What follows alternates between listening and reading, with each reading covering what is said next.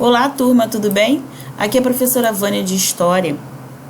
E a aula de hoje nós vamos falar sobre a corte absolutista. Vamos ver como viviam os monarcas e as monarquias durante o antigo regime.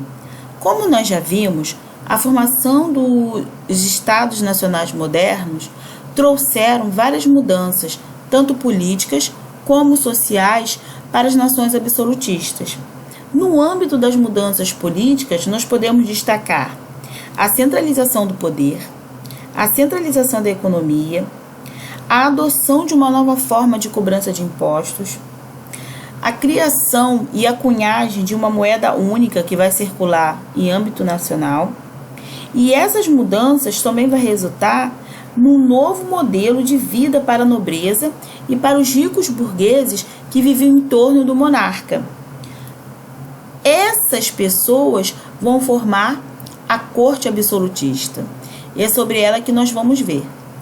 Antes de vermos mais detalhadamente, eu separei aqui para vocês um vídeo que mostra um pouquinho desse luxo e desse gasto do dinheiro do povo.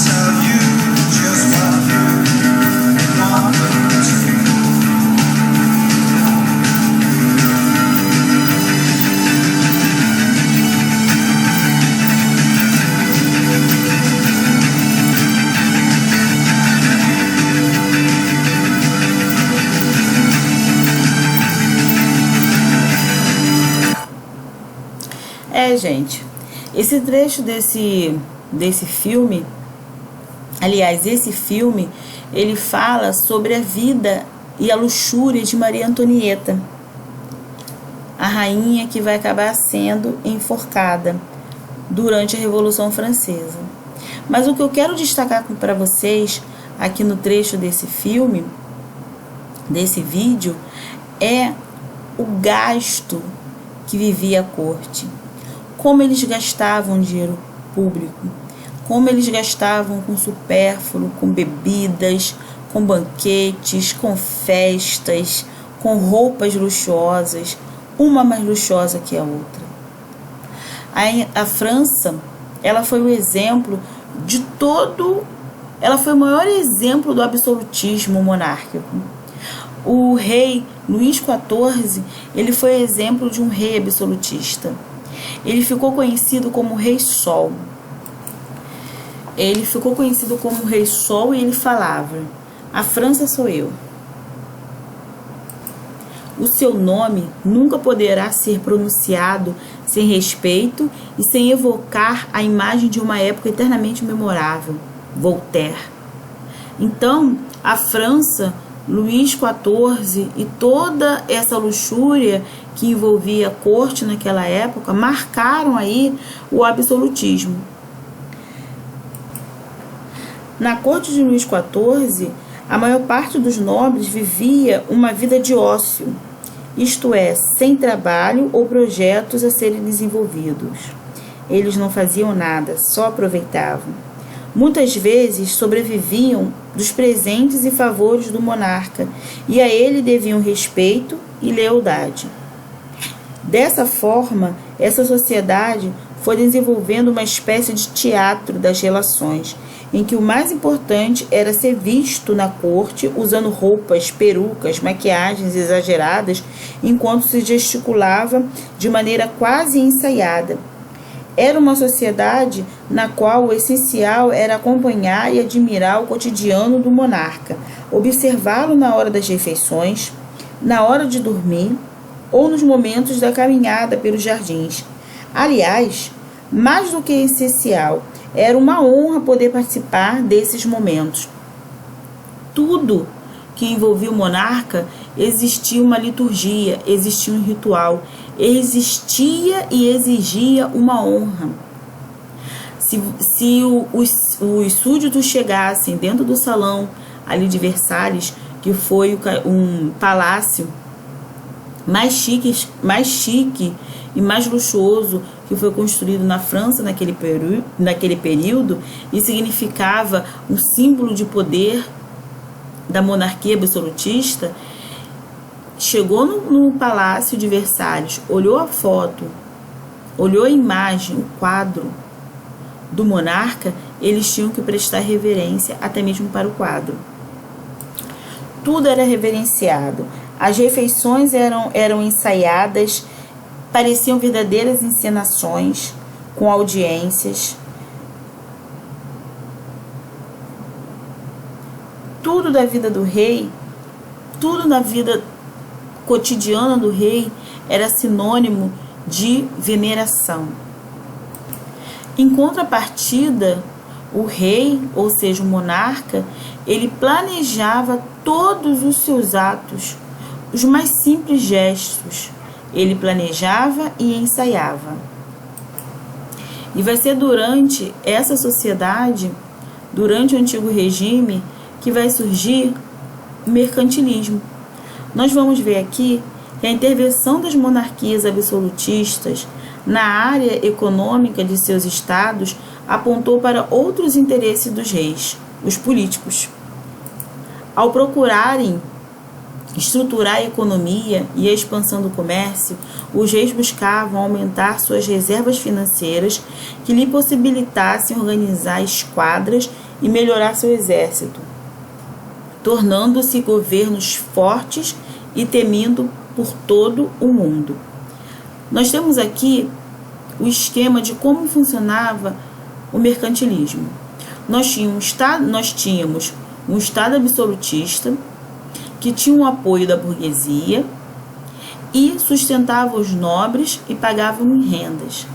O Estado absolutista, ele intervia diretamente nas negociações comerciais. Como? Através de barreiras alfandegárias, estímulo à exportação, à expansão marítima e colonial, o aumento da população, incentivo às manufaturas nacionais. E o objetivo disso tudo, o objetivo do mercantilismo era reforçar o poder do Estado Nacional, ter acúmulo de metais preciosos, que é o famoso metalismo, e a busca de uma balança comercial favorável, ou seja, mais exportações e menos importações. Vender mais produtos, exportar e comprar menos. E para a acumulação de riquezas, os soberanos implantaram algumas medidas comuns, as quais se constituíam em características do mercantilismo. Ou seja, se constituíram em características do mercantilismo. Vamos entender alguns fatores do mercantilismo? Por exemplo, o protecionismo alfandegário.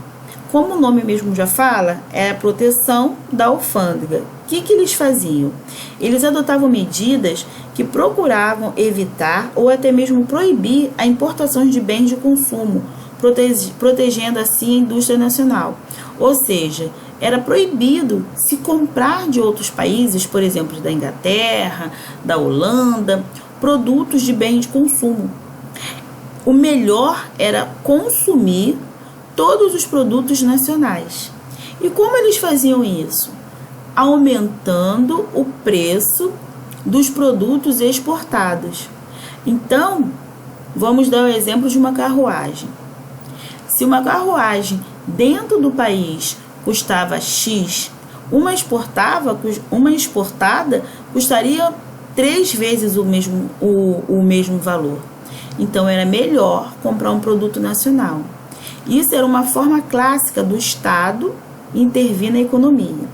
Temos também o metalismo, que visava o acúmulo de metais preciosos.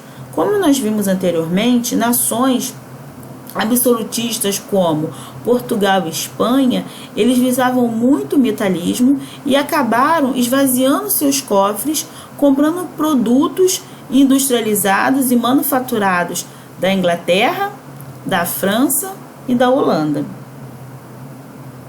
E também, aqui nós temos por último, os monopólios comerciais, que eram a exclusividade na comercialização de determinados produtos, garantia lucros maiores ao soberano. Então, para nós termos um mercantilismo equilibrado, nós tínhamos que diminuir as importações e aumentar as exportações.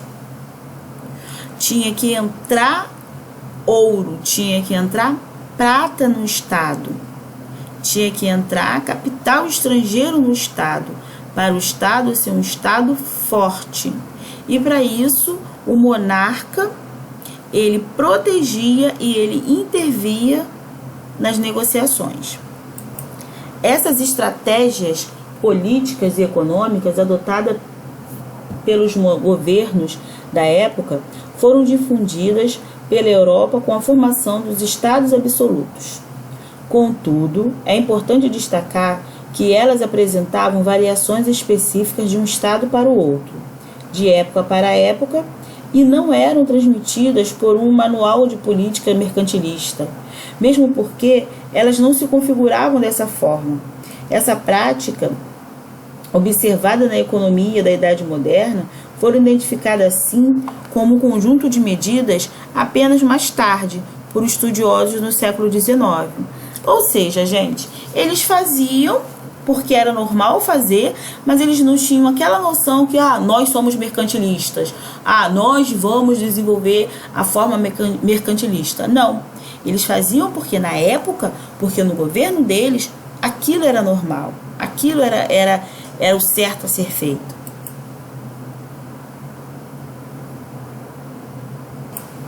Por exemplo, nós temos a Espanha. As práticas mercantilistas por lá se caracterizava pelo metalismo e que visava a estocagem de lingotes de ouro e prata, ou pela adoção da teoria dos contratos, segundo a qual todo o valor das mercadorias que saísse da Espanha deveria retornar em forma de metais preciosos ou moedas. Olha que interessante. E o pior, gente, é que todo esse acúmulo de metais preciosos que essas nações fizeram, a maioria delas, ou melhor, vamos ser mais claros, Portugal e Espanha não envolveram na indústria local, não investiram na indústria local, não criaram indústrias de base. Então a gente entende por que nem a Espanha, nem Portugal, que foram os pioneiros nas grandes navegações, estavam ali na ponta naquele momento, hoje elas não são uma superpotência. A gente entende por que elas ficaram para trás na corrida de poder entre as potências europeias. Já na França, a prática era conhecida como colbertismo. Esse termo vem do nome do ministro de Luís XIV, Colbert, o qual intensificou a prática do industrialismo que havia sido iniciada pelo seu antecessor. Essa prática consistia em dar grandes incentivos à produção de manufaturas de luxo e do armazenamento para exportação, bem como a formação de companhias de comércio, tendo em vista a exploração das colônias. Então, a França, como eu havia falado, ela tinha aí uma indústria manufatureira, onde ela visava produzir bens de luxo, e esses bens de luxo, esses bens luxuosos, acabavam sendo exportados. Então, ela mantinha sua balança comercial sempre equilibrada. Já na Inglaterra, o governo deu considerável incentivo ao desenvolvimento da construção naval e à navegação, propriamente dita. O desenvolvimento da agricultura foi estimulado também por se tratar de uma importante fonte de produção de riquezas. Outro fator importante na Inglaterra foi a política protecionista adotada em relação ao setor têxtil. proibiu-se a exportação de lã, matéria-prima para a produção de tecidos. Ou seja, toda a lã produzida na Inglaterra ficava ali na Inglaterra mesmo, para que ela produzisse o tecido e não exportar a sua matéria-prima para que outro país produzisse e fizesse com ele ali uma rivalidade, fosse concorrente da Inglaterra, digamos assim, para evitar concorrência no ramo dos tecidos. Dessa forma, a Inglaterra garantiria a quantidade de lã necessária para produzir ela mesma os tecidos. Depois, incentivava sua venda, assegurando uma entrada maior de metais preciosos para o pagamento. Além desses países, outros como Holanda, Portugal, também adotaram práticas mercantilistas, buscando o próprio desenvolvimento econômico e político. Bem, acabamos aqui o conteúdo sobre a corte absolutista e o mercantilismo. Espero que vocês estejam bem e até a próxima.